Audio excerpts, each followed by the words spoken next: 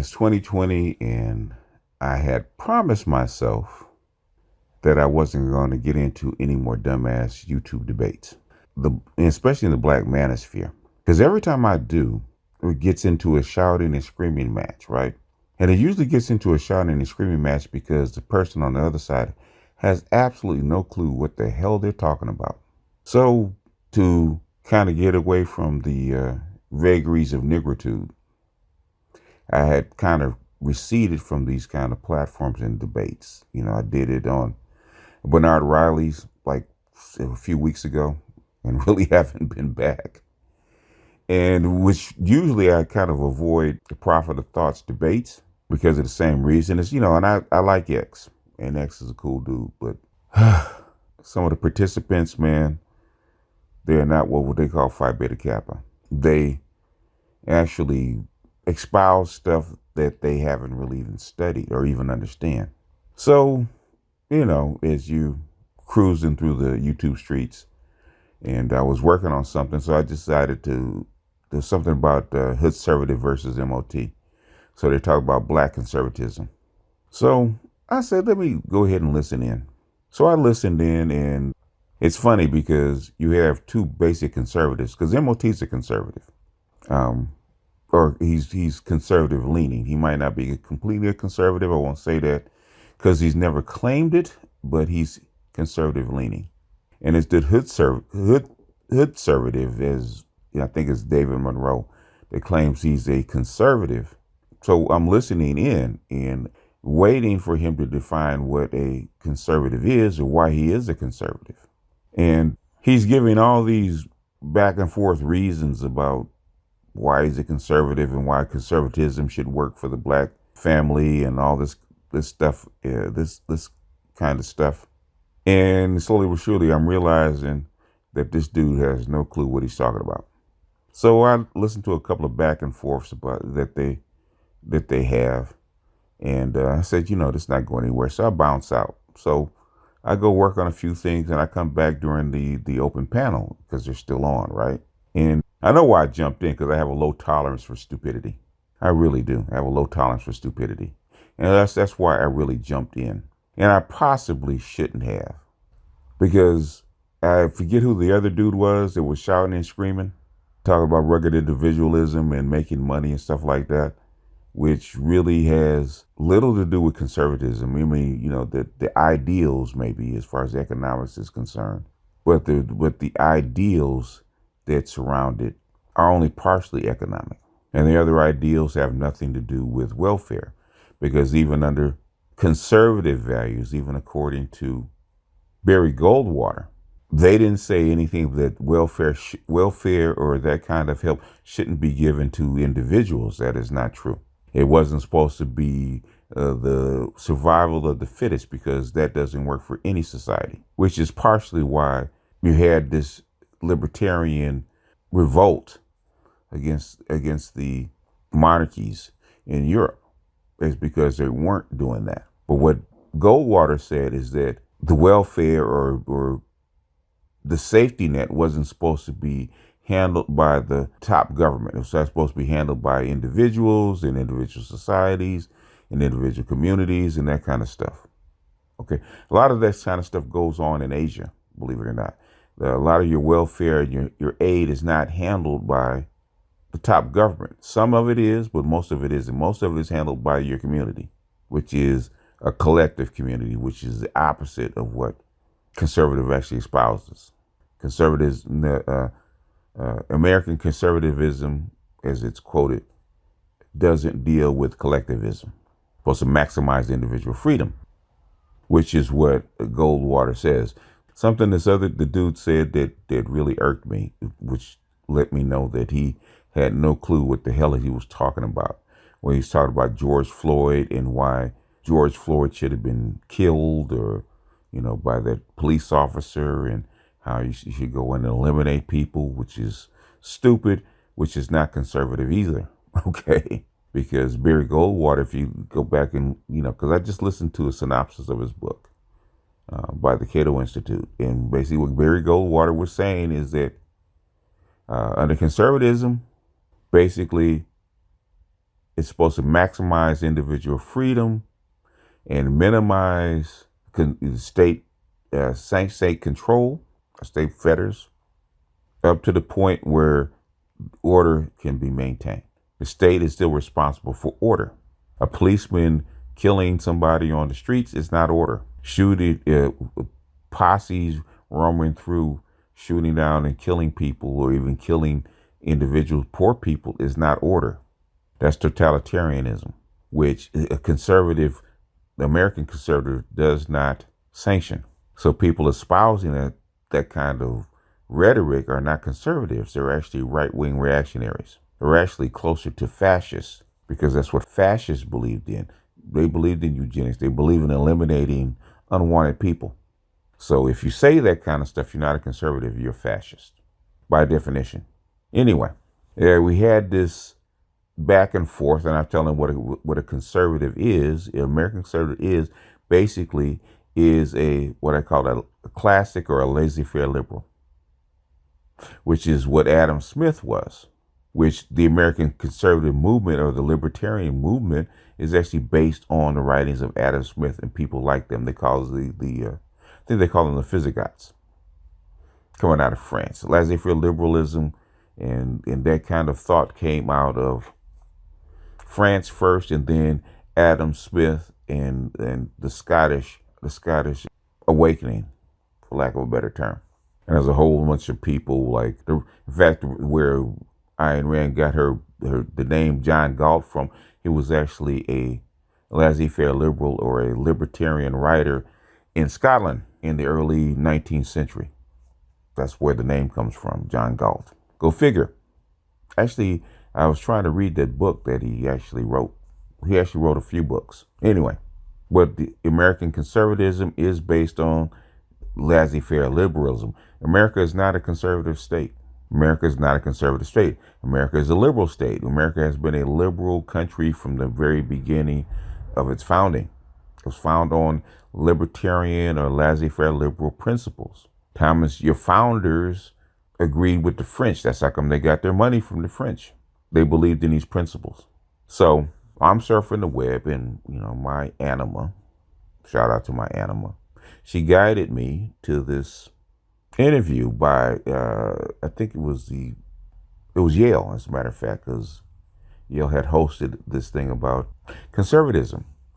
And Max Boot, who is a very conservative writer, almost right wing, very pro-American, actually got his fellowship very young, at the age of, I think it was 31, to the CFR, Council of Foreign Relations. Can't get no more conservative than that. So Max Boot is describing what a liberal is. And lo and behold, everything that I said that a conservative, an American conservative is, it was exactly what Max Boot said. And Max Boot grew up actually reading the National Review.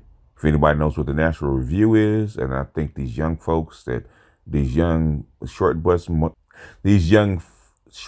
millennials would not know what the National Review is. It was the main magazine for conservative thought. That, along with the Weekly Standard. And Max Boot grew up studying and reading the National Review and the Weekly Standard. He went to Cal Berkeley. He was a conservative there. In fact, he was picked on by the liberal lefties at Berkeley. And then when he went to Yale and got his degree, he worked for, lo and behold, the Wall Street Journal. Can't get no more conservative than that. And was an editor, and then became a CFR chair. So I'm going to play cuts from Max Boot's description of what a conservative is. and I'll be back on the other side. This is actually sort of a new thing for me to think about, even though I was, quote unquote, part of the conservative movement for, pretty much my whole adult life. Intellectually, I've been focused on other matters as a military historian, foreign policy wonk. So I did not in the past make the kind of intensive study of the conservative political movement, for example, that Kim has done. For me, it was kind of a thing that I lived rather than studied, but I don't think there's any real agreement on what American conservatism is all about. It's a fairly arbitrary term, and that in many parts of the world would actually be called classical liberalism, or at least let me step back, at least the kind of conservatism that I espoused, and to some extent still espouse, would be called classical liberalism in other parts of the world, because it's basically dedicated to enhancing individual liberty, and it believes in trying to minimize to the extent possible the role of the state, encouraging free enterprise, along, of course, with a healthy social safety net. In the American context, it's also a belief set that stood for strong defense, American leadership in the world, respect for kind of middle-class morality, as that morality has shifted over the years, suspicion of vast social engineering, suspicion that the government can remake society as a force for good. So again, largely what has been known elsewhere in the world as liberalism, in fact, is what has become known as conservatism. But I guess what's happened in the last few years, and I don't want to jump the gun on this story, but I think what's happened is that American conservatism is being redefined in terms very similar to the kind that you've seen in other parts of the world, where conservatism has really meant blood and soil ideology, and essentially nativism and nationalism, and true conservatism in the sense of being really reactionary and hostile to immigrants, which, for example, the conservatism that I grew up with was not hostile to immigrants. Ronald Reagan, for example, was very welcoming of immigrants, and he was somebody who was president when I was growing up in the 1980s. And now I feel like President Trump and his followers are tapping into a different strain of American conservatism that was always, or at least not always, but generally a fairly marginal one, that I associate with figures like Father Coughlin or John Calhoun, Charles Lindbergh, George Wallace, people that I view as being disreputable racists and reactionaries. And I feel like the modern conservative movement, as it developed in the 50s and 60s, was to some an attempt to define conservatism in a kind of different classical liberal kind of way, while it's still incorporating people who hold some of these belief systems. But I think what's happened now is that you've seen a redefinition of conservatism, so that it's really this kind of nationalist, populist, European-style conservative strain, which is becoming dominant in the United States. And people like me, who still hew to a kind of classical liberal outlook on the world, I think are very much marginalized in the Republican Party, which is why I'm not a Republican anymore. I would say if you want to disprove the theory of evolution, all you have to do is look at the transformation of conservative communicators from William F. Buckley Jr. to Sean Hannity. I mean, that is, idiocracy in action. That is the dumbing down of America. And I came of age in the 1980s when my heroes, and again revealing what a nerd I was and am, my heroes were folks like Bill Buckley and George Will, who were tremendously erudite and who espoused this very learned form of conservatism. And that was a moment, remember, when you had intellectuals like Gene Kirkpatrick and Bill Bennett and others serving in high positions in the Reagan administration. And that was briefly a moment when the Republican Party at least thought of itself as a party of ideas. And I was an undergrad at Berkeley, and one of the things that revolted me at Berkeley, so to speak, about the campus left was that I felt that they were intolerant of competing ideas. They didn't want to engage in debate. They wanted to bully. And I remember, I wrote a conservative column for the student newspaper, the Daily Californian. I remember I once got a bullet in the mail that had my name on it, literally had my name taped on it. So I was not cowed by that. I was, in fact, it kind of confirmed my view that the people on the other side were not interested in a real debate They were just interested in intimidation. And sadly, I think what's happened in the years since, I mean, there's still a lot of people, I think, on the left who are not interested in debate, or interested in intimidation, want to shut down free speech. I mean, you've had some of those controversies here at Yale, but I think what's happened in the years since is that the biggest threat to free speech and the biggest enemy of rationality and free debate has become the Republican Party and the right wing in America. I hesitate to call it a conservative movement, but certainly the right wing, and I think this is something that really dates back to the 1990s. Actually, one of the most fateful decisions the Reagan administration made, and I think in hindsight one of the worst, was the FCC decision to stop enforcing the Fairness Doctrine, which made it possible for the rise of Rush Limbaugh, Fox News Channel, and then of course at the same time you had the rise of Newt Gingrich and the bomb throwers in Congress. And you know, I was very naive at the time when I imagined that these were positive developments, that all these forces would spread conservative ideas, but in fact they're not spreading conservatism. What they are spreading is this all-encompassing rage, this desire to attack, you know, liberals with almost no positive agenda. But to the extent that they have one, it's actually kind of a nationalist, populist, racist, anti-immigrant type of agenda. Okay, you just heard Max Boot describe what a conservative is, and what he said was exactly what I said. In the United States, we call them conservatives, or neoconservatives, which is something that they call themselves nowadays. The rest of the world, they're called liberals because that's what they are. You have Western liberals, like Western liberal states, and what you have is an authoritarian state. Now, it's varying degrees of an authoritarian state. It could be so-called democratic, like Japan and Korea. It could be communist, like Russia and China and North Korea. It could be monarchies, like Thailand, Singapore, Saudi Arabia, Oman, those kind of places. Or even, I do believe Ethiopia is a monarchy. But those are conservative states. Those are authoritarian states. It's top-down iron rule. Very ordered societies. That's the difference between liberal and conservative. The reason you have liberals or libertarians or laissez-faire liberals, which is the break off from the monarchies back in the 18th century. That's where the break was. That's where modern capitalism, modern libertarian thought actually started, was actually break from the monarchies of Europe, which is why you had a revolt in the United States, or the Americas, as we put it, which is a revolt from the monarchies, separation from the monarchies, separation from King George III, libertarian thought. Give me liberty or give me death, right? That's where it comes from. If you're going to be a conservative, at least read the books, okay?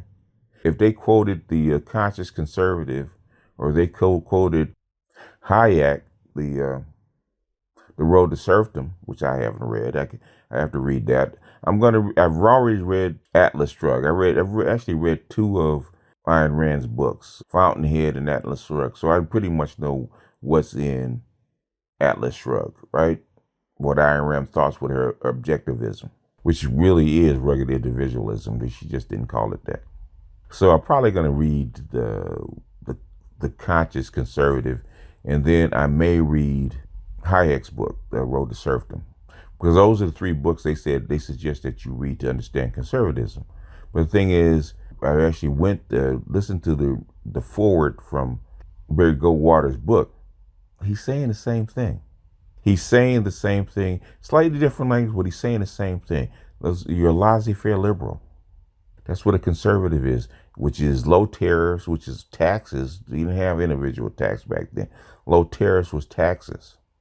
No taxation without representation. Low taxes. Free trade between individuals, individual countries, without the restraints of the states, or the state, or the federal government. It's supposed to maintain order, but maximize to the full extent possible, give freedom to the individual, which for 331 million people, it really doesn't work. You gotta have to have a very strong state central government to keep this big unwieldy beast we call the United States together. And that was it for the very beginning. Lincoln finally, who was a Republican, finally pulled it off, which is why he fought a civil war. Really, the Civil War was actually the rights of the federal government versus the rights of the individual states. Those states had a right to secede. Lincoln didn't allow it. He actually imposed the federal government, who's a Republican, a laissez-faire liberal, corporate dude, and impose that upon the rest of the country. That's how come you have the central government that you have now. You would not have the America that you have now if it was not for Lincoln pulling this stuff together. So a lot of these guys that actually spout off at the mouth that they're conservatives, which they are not. Not by definition, they are not conservatives. In fact, nobody really knows what they are. They're confused individuals.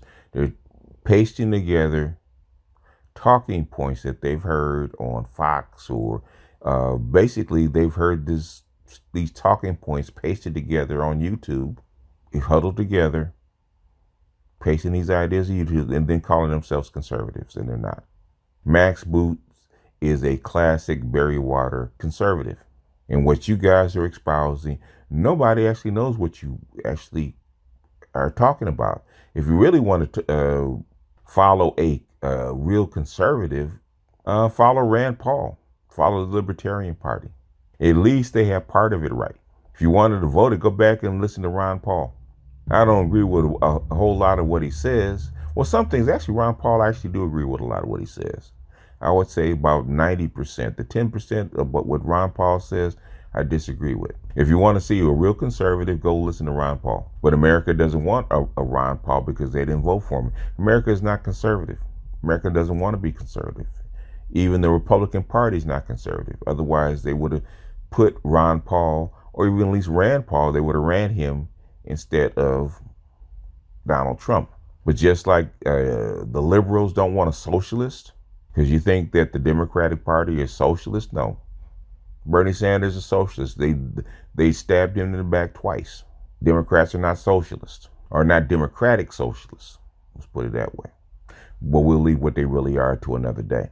And the Republican Party is really not conservative. Otherwise, they'd have ran Rand Paul, who is an actual conservative, an actual Ayn Rand, Barry Goldwater, Hayek, von Mises conservative. And black men on YouTube that call themselves black conservatives, I have absolutely no idea what you guys are or what you guys are talking about. I really don't. I really don't, because you guys have no grasp of politics, no grasp of economics. You have no grasp of how systems are built. Have no grasp of how conservatism was actually laid out over the last couple hundred years, because it's only been around a couple hundred years. It ain't like you got to go back to ancient Greek or Rome. Adam Smith, The Wealth of Nations. Go back and read the history of these people. Your country's not that freaking old. It's not like it's China, where you had to go back 5,000 years, read the history of China. Your country's only a couple hundred years old, 240 years old. It's not that old. You guys use terms that you haven't even defined. If you're going to define what a black conservative is, at least define it. At least have some platforms. At least have some ideas. You guys are cherry picking different ideas that don't make any sense whatsoever. And you're talking about doing things that are so far away from what a conservative, traditional conservative is, that nobody has any clue about what you're saying and what you're trying to do. Because all I hear is feelings. And then when you guys get questioned about your conservatism, or what clues you have, or what platforms you have, or what kind of principles that you have, you guys start screaming at the top of your lungs. You have YouTube channels, but you guys sit up and talk about stuff that you don't even know about. Pick up a book, for God's sake. Pick up a book. If you're going to quote history in context. Not just a random event from a random person and outside of the context of the structure. Everything has a system. There is no such thing as a regular individualist. Even Herbert Hoover, who came up with the term regular individualist, and he said he was going to set up a platform for regular individualists, guess what happened? The platform fell apart by 1931. By 1932, you're in the middle of a depression because shit don't work. Never did. Regular individualism. Yeah, well, regular individual, the stock market should have fell on its own instead of the Fed pumping in like $10 trillion into the market and $2 trillion into the economy. How are you gonna be a regular individualist in a failed state? But that shows the depth of thought on this channel. That's on these channels, which is why I do not really participate. And most of what I lovingly call my eggheads say I shouldn't waste my time with people that don't study or read. You weren't born when these ideas came about. You have to read. You have to study. You have to do more than just regurgitate. You have to do more than just tap on your smartphone and get the closest thing. You can't. Sometimes you have to do more than read. You know, if you really want to get in depth, like my spiritual teacher used to tell me, you have to study your material.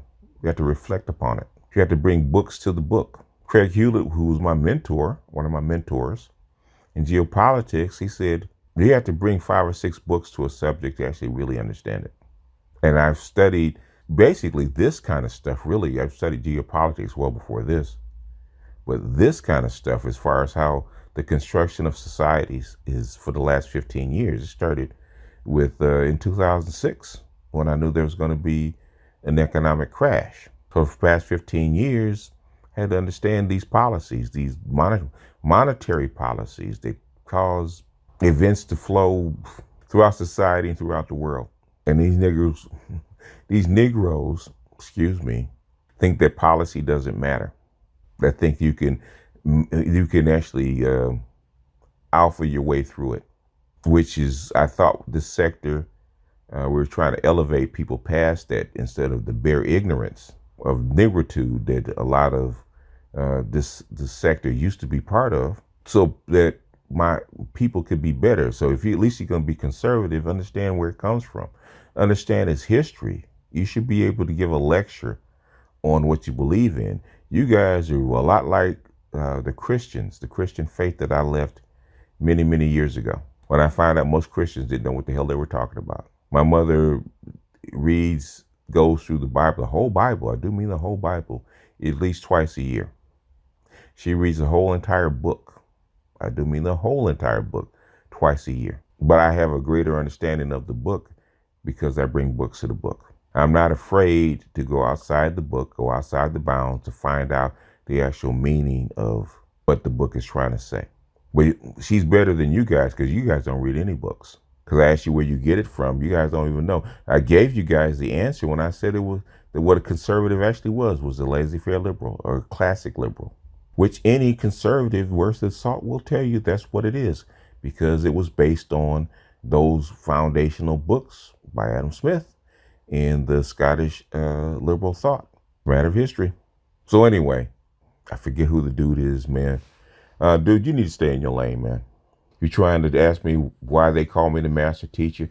Number one, for the record, don't ask me why they call me the master teacher, because I didn't give myself that name. You have to go ask the people that call me that. You're actually on a panel hosted by a dude that calls me a master teacher. Should have asked him. Nowhere on my channel do I actually call myself a master teacher. Do I actually give myself the title of master teacher? People have given me that title based on my works, not me screaming and cussing at folks.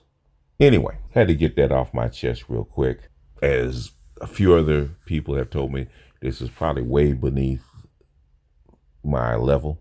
And one thing I want to say, lastly, the amount of money you make has nothing to do with your intelligence. The amount of money that you make has nothing to do with your grind. I've seen people make money, were actually gifted in and make money for absolutely nothing, okay? I've seen people work very, very hard for very little. I've also seen people do some very grimy things, made a whole lot of money, and destroyed whole neighborhoods. I give you Freeway Ricky Ross. Dude used to make a freaking $1 million a day. He should make $1 million, not a year, a day. A billionaire will tell you money is not a measure of a man. And a lot of your billionaires are actually liberals, believe it or not. Count them. See who your billionaires are and see where they fit on which side of the scale. Most of them are actually liberals. They're not conservatives. Anyway, I'm going to jump off of here. This is BGS out now.